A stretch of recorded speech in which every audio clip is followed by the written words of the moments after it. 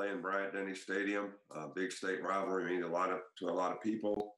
I think what the players need to understand is, their energy, their eye discipline, the preparation they have for a game like this is really, really important to having the right mindset when you get in the game. Because in rivalry games, a lot of times you beat yourself because you can't maintain focus, and you need that in preparation because that really helps you, when you get there. So we're really trying to stay focused on what we need to do to prepare our guys. And, I watched practice from here today. I was in the meetings today, so none of that really is any different. So it's senior day on Saturday. We have 17 players that will be a part of the pregame festivities. These guys have made a great contribution to the program. Their record is 45-4 in the last 4 years with the national championship in 2017 and the SEC championship in 2018.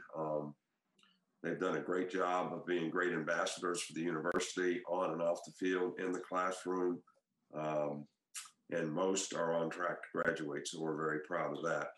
On a sad note, our thoughts and prayers are out to the family and friends of Roddy Harrell, who, was a walk-on player here, a linebacker from 09 to 12. He also worked in the weight room for a little bit for us, and, a fine young man, and certainly, our condolences to his family. Hate to see somebody who has such, great future and potential have something like this happen. So I'd also like to take the opportunity to wish all of our fans and our supporters a very happy Thanksgiving. This is a great time for all of us to sort of, think about and have gratitude for all the things that we have. I know, a lot of times we spend a lot of time thinking about the things we don't have, but my God, we all have a lot to be thankful for. And I think this is a great holiday to make sure we remember all those things. Okay, with that, guys, we will get things started with Jeff Spiegel. Go ahead, Jeff. Jeff, unmute yourself. Go ahead. Nick, what are you going to miss the most about not coaching that? I'm going to do everything I can to stay involved in the game.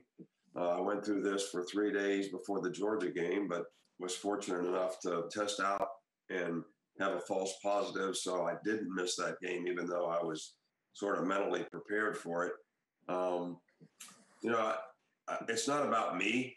It's really about the players. I want to be there for the players, try to help them be able to play the best, to inspire them any way that you can as a coach and a teacher, to get the best out of them so that, they have the best opportunity to be successful. I know how important it is for a lot of them.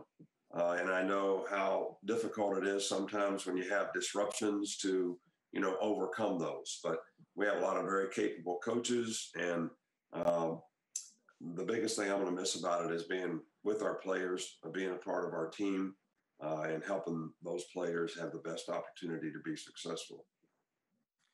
Okay, we'll go to Michael Casagrande. Yes, Nick, I was just wondering how you're going to deal with the logistics of watching the game. Will you be watching it alone, keep the sound up on the broadcast? How do you plan on viewing the game? Well, we can actually pipe the game in. You can't see much on TV.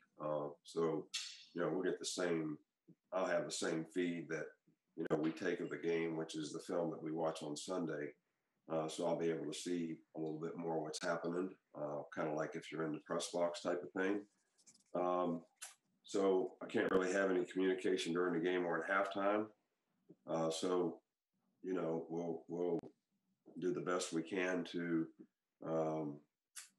try to analyze what's happening and see if there's any way that we could, be of some kind of use. But I have confidence in our coaches and our players that, they'll be able to do what they have to do. I mean, we all got to live with the consequences of what happens, whether I'm standing there or not.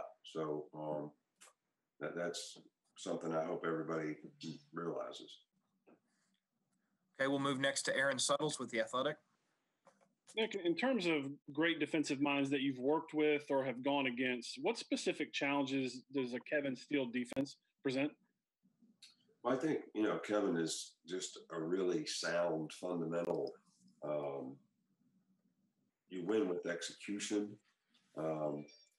So their players really do a good job of executing whatever it is they do. They make really good adjustments to take away what you're trying to do.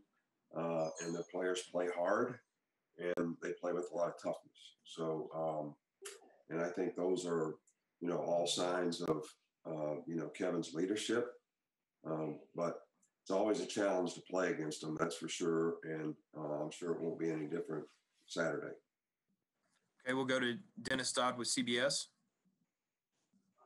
Nick, you took in Steve Sarkisian as an analyst at a kind of down low point in his career.